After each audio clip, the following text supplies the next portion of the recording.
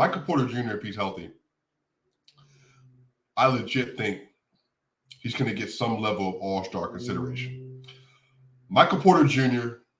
is an elite shooter. He's an elite floor spacer. And I'm going to tell you, I said this on Twitter today, this is probably the first time in a while, at least in a while, but one of the first times I can remember where I've looked at Michael Porter Jr. and said that he's playing like a veteran. Like he's playing like someone who's played in the NBA before. The way that he is playing within the rhythm of the offense and defense now is not shocking, but you can tell that this is something they've talked about. This is something that they just in the team you on the court. But what we need you to do is to do it within the framework of the offense. But tonight, Michael Porter Jr. put so many opportunities in front of him that were allowing him to take advantage of what the defense is doing at that point in time. Like he was coming off of screens. He was setting up at the wings and in the corner. I mean, he was even posting up Steph Curry at one point in time in this game and took advantage of that matchup and got a nice little fadeaway.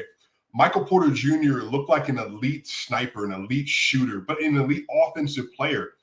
Michael Porter Jr. has shown versus the Chicago Bulls, versus the LA Clippers, versus the Phoenix Suns that he can be a slasher. Like he can get to the rim basically off ball almost whenever he wants. But it's continuing to find out how do you take advantage of what the defense is giving you and how do you make sure that you're doing it within the scheme of the offense. And he did that tonight.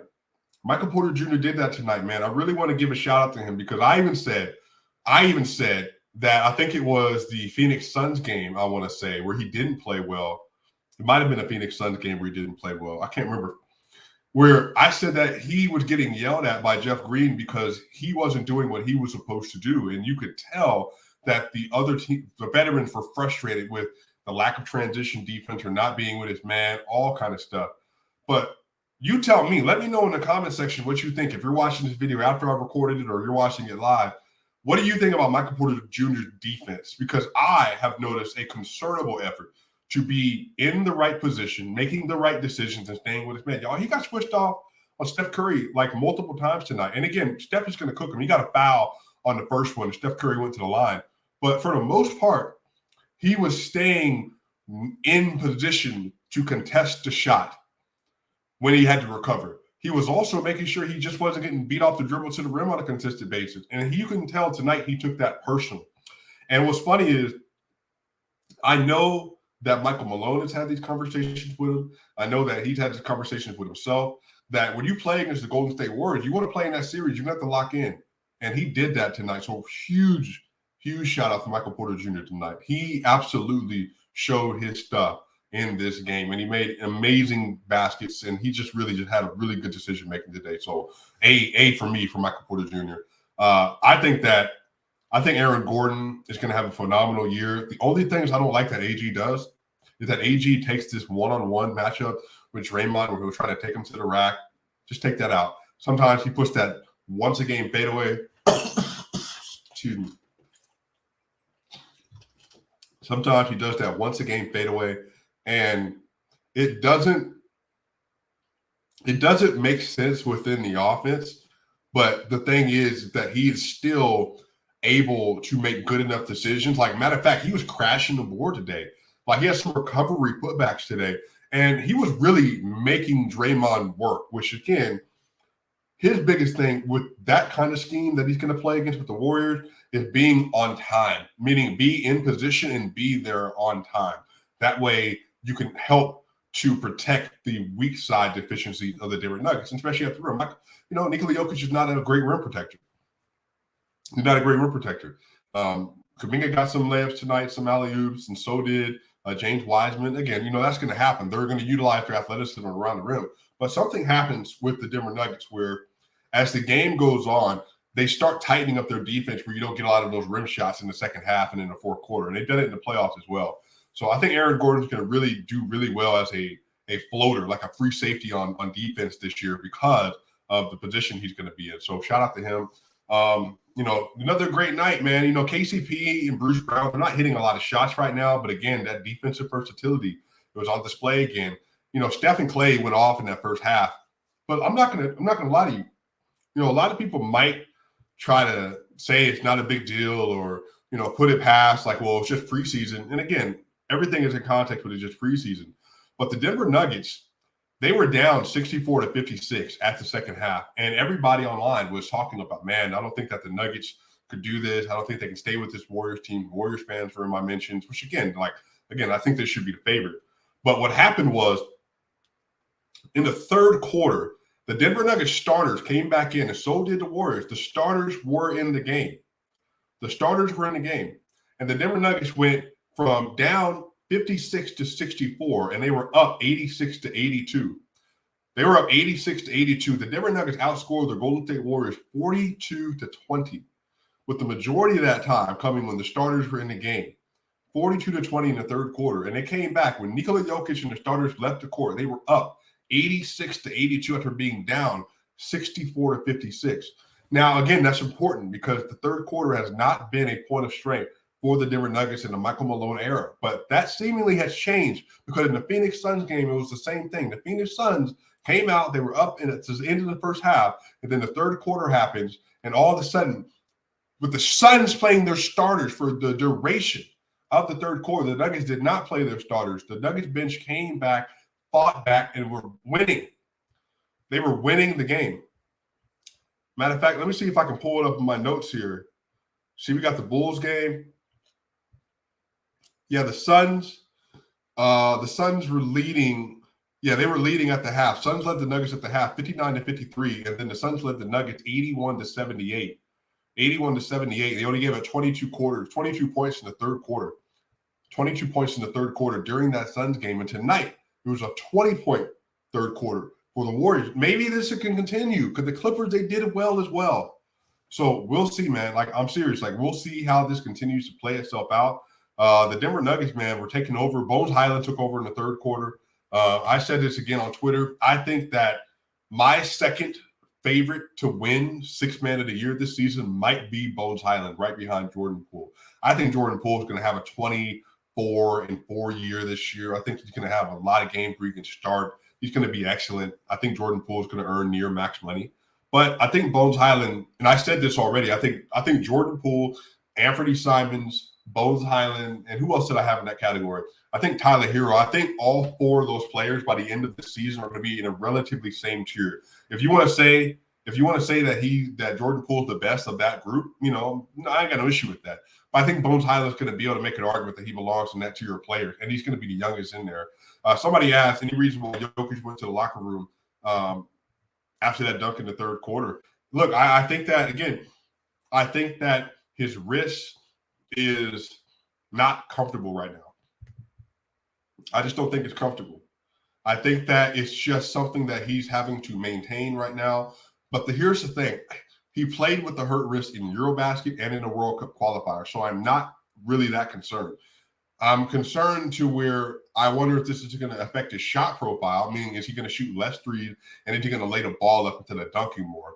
But on the other side of this, I think it's something that he's managing and he can manage well, but he's not going to let us know how hurt it is. Now, as somebody who played football, again, played Division I football, wrist injuries suck. And taping up wrists, when you got to do heavy tape, it definitely changes the mobility of your wrist. So hopefully it's not something that has to be stitched up that badly. But I do hope that this is something he's able to work with and overcome because, again, Nikola Jokic was excellent tonight. When I looked up, I think Nikola Jokic had 15 or 18 points, 17 points. When I looked up in some point in the third quarter, it didn't feel like that, though, because Jokic wasn't – you could just tell that he's not in position to make serious effort right now. He's not. Eurobasket World Cup qualifier, he was playing lights out. And then I think he came over to the preseason and said, look, I'm just going to make sure that I'm getting in the flow. I'm working with my teammates, working on the defensive keys, all the other stuff, and we'll see from there. But again, this is the most – he shot more today than he had the entire preseason. So that should give people some insight on where his mind has been. So hopefully he's okay. I'm praying for across the NBA for everyone to be healthy because I would love to see a healthy NBA season. The Clippers with Kawhi and PG, the Nuggets with Jamal, Porter, Jokic, the Warriors with Steph, Clay, Dre, I want to see everybody fully healthy. I want to see that kind of an NBA run this year. But yeah, man, Bones Highland played great today. Bones Highland has an argument where he can be sixth man of the year. He was getting to the rim at will, dribbling. Look, y'all, it wasn't like it was anybody. It was Jonathan Kuminga. He was going at Jordan Poole. He was going at Dante DiVincenzo.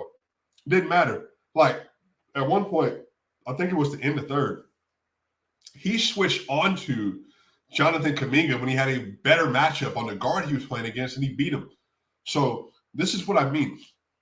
Bones Highland has something different about him that separates him as a basketball player, that makes him just unbelievably confident. Unbelievably confident. So hopefully he continues to build on this momentum, because I think he can have a really good year this year.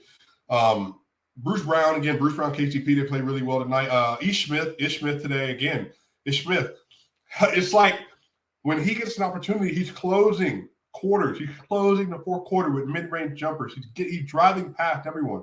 At one point, he played against Steph Curry and them in the third quarter, and he was driving to the rim. Legitimately, Ish Smith might have been the quickest guard on the court tonight. And that's saying a lot with who he's sharing the court with. But Ish Smith just had an elite first step. But Ish Smith, again, he's not able to do things consistently, because that's why he's in the position he's in as a player. But he's not a great defender. But, man,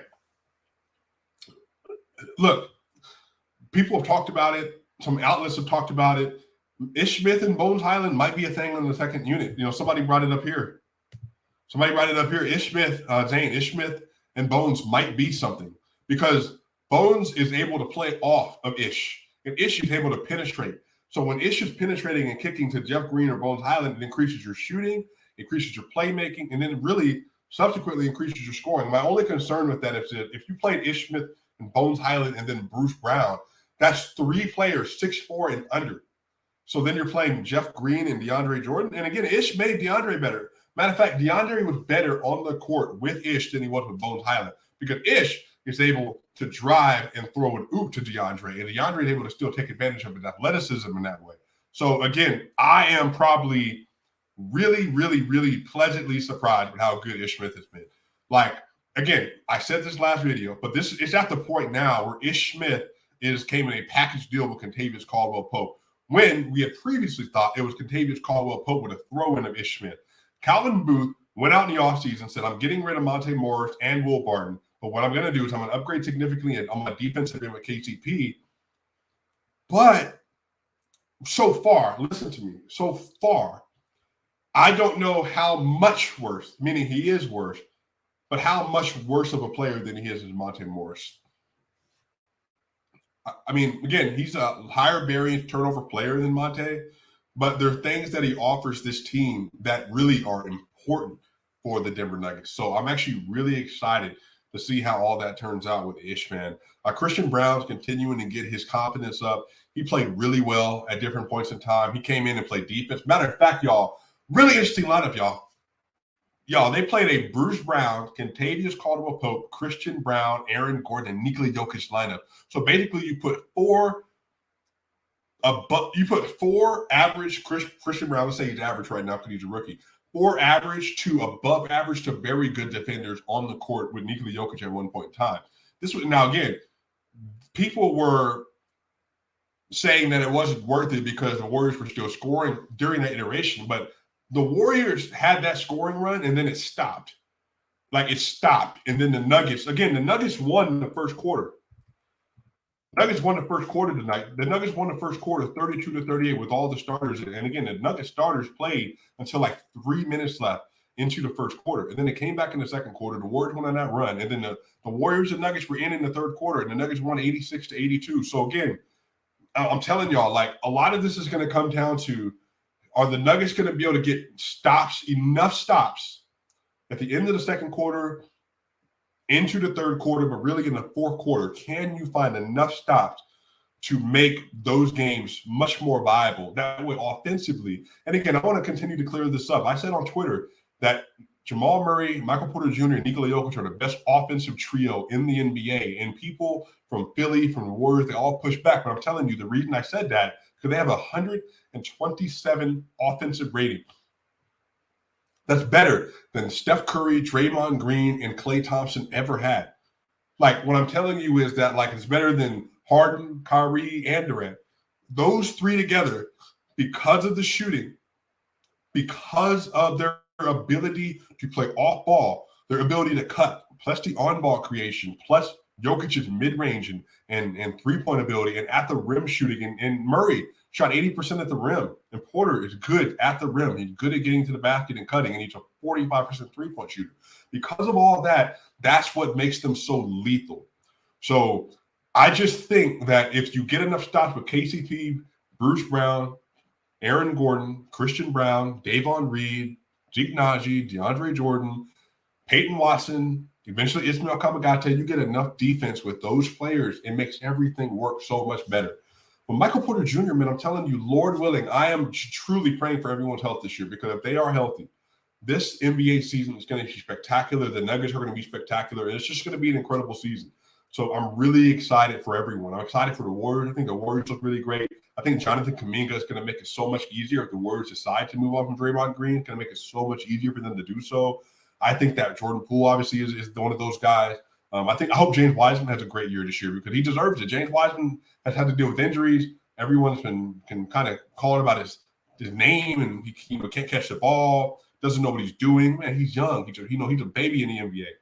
So hopefully he's able to put it together and figure it out as well. But I think that this is going to be a special season. I think the Denver Nuggets have the roster, if they can stay healthy, Lord willing, the roster to be able to compete for an NBA championship. And I believe the Nuggets are serious NBA championship contender. But they go 3-2 in the preseason and 3 straight wins versus 3 elite teams: the Warriors, the Clippers, and the Suns. Again, you can only put so much in the preseason, but what you want to do is your offensive and defensive principles. Are they viable, and can you believe in it? And can you continue to execute? And the Nuggets showed that their depth has been able to beat other teams' depth, and their starters, when they played, have been able to beat other teams' starters. That's what matters. So it's a great game today. I'm really excited to see what they do this year. I'm really excited to see how the Denver Nuggets continue to improve as a team, their decision-making, their process, all that other stuff, man. So, y'all, a shout-out to you. Subscribe to the channel. Like the video. We're going to continue to get to 10,000 subscribers, y'all. Truth in Basketball with Coach George Carl. You've seen it. Episode 1 just dropped. Episode 2 will be on the way. Yo, like, share, so people can know about the content, so we can continue to build up this community. Hey, y'all, fam. Y'all know y'all my people. Love y'all. Hey, we will see y'all soon. We out, Swipa gang.